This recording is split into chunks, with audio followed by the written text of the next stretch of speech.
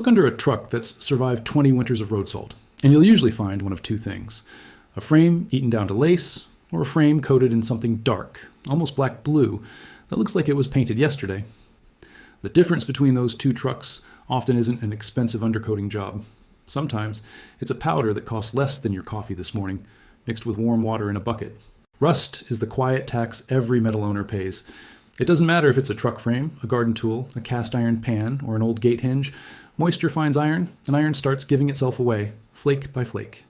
The usual fixes are grinding it down to bare metal, or spraying on a synthetic primer that sits on top of the problem like a bandage. And bandages fail.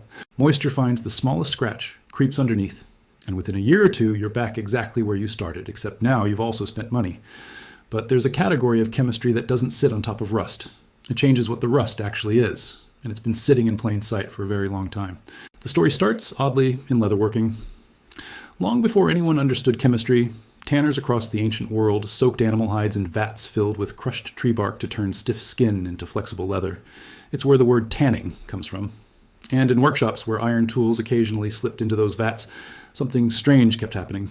The iron didn't rust. It came out coated in a thin, dark film that resisted water and salt air for months. Craftsmen noticed. Blacksmiths noticed. And over generations, that observation turned into a working practice, treating iron with tannin-rich plant liquids before it had to survive humidity, rain, or salt. This wasn't a one-culture discovery. Historically, tannin-based iron treatments show up independently in several places.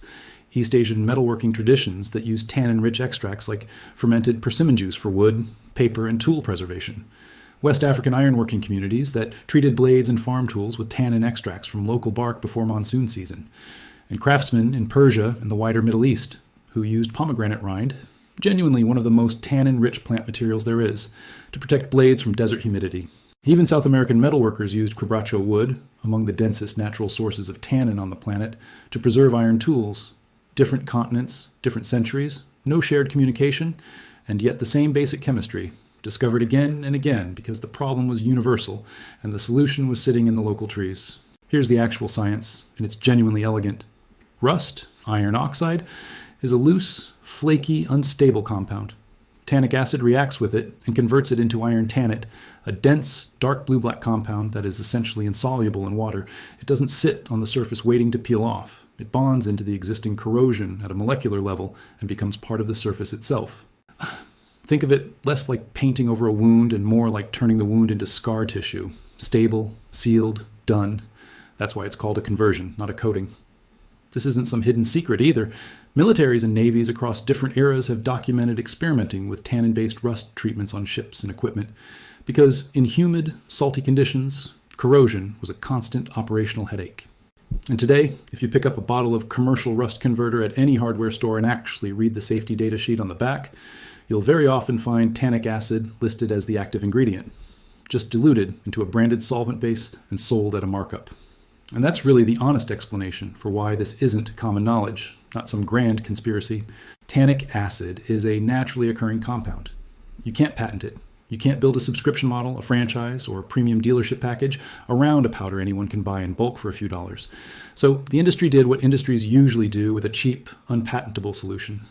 It got repackaged, branded, and marked up, while the plain version quietly stayed on the shelf of health food stores and chemical suppliers, mostly unnoticed. So here's how you actually use it yourself.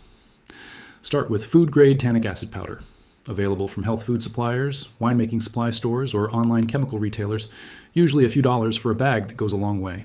Mix a modest amount into warm water until it dissolves into a solution roughly the color of strong black tea. Commercial converters typically run somewhere in the range of 5 to 15% concentration, so you don't need it very strong to work. Take a wire brush or coarse steel wool and knock off the loose, flaking rust. You're not trying to sand down to shiny bare metal because the solution actually needs existing rust to react with. Apply the solution evenly with a foam brush, rag, or spray bottle, and within 10 to 15 minutes, you'll start to see the color shift from orange-brown to a deep blue-black. That color change is the conversion happening in real time. Let it dry fully, usually a few hours depending on humidity, then apply a second coat for full depth. Once cured, the surface is stabilized and ready for whatever top coat you want: paint, oil, wax, or rubberized undercoating. Now, the honest limitations, because credibility matters more than hype. This isn't magic, and it isn't permanent in every sense of the word. It stops active surface corrosion. and creates a stable base, but it won't restore structural strength to metal that's already rusted through. It's not designed for constant submersion, extreme chemical exposure, or very high heat environments. Those need specialized industrial coatings. Tannic acid is generally considered safe, but at working concentrations, it can irritate skin and eyes, so basic gloves are a good idea.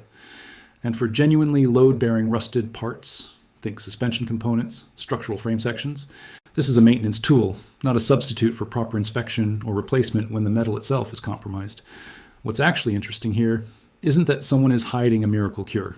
It's that a genuinely useful, cheap, well-documented piece of chemistry sits quietly next to a $15 branded version of itself, and almost nobody flips the bottle around to check. That's worth remembering the next time you're standing in a hardware store aisle wondering why the simple version of something always seems to cost less than the version with a logo on it. That's the whole idea behind Hidden Fix Lab. Not chasing conspiracies, just following the chemistry back to where it actually started,